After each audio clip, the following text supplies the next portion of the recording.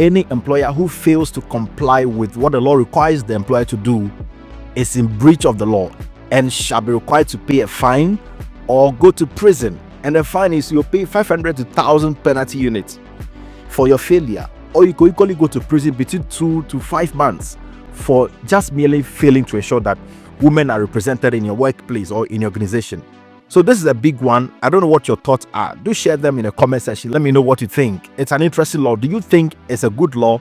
Would you obey such a law? Of course, you don't have an option than to obey, but what do you think?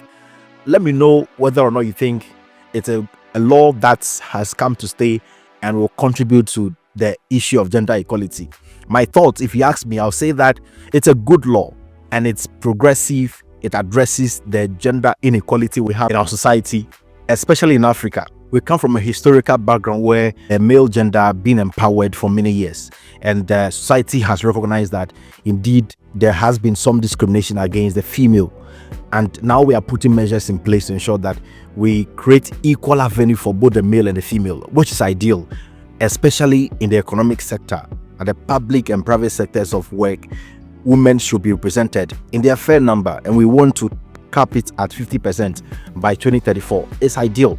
I would just say that we should not neglect to also empower the men, because for so long there has been no special protection for the men. I mean, people have also held a view that this is a man's world, which was the notion of the old days. But in this generation, we are seeking to have equality at the workplace, equity at the workplace, and all of that.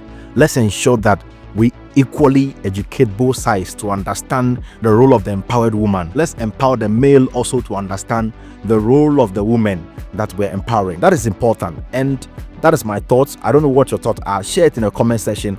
Let me know whether or not you think this law, the Affirmative Action Gender Equity Act of 2024, is a good law. Share that in the comment section, and I hope you pick a lesson or two from this one.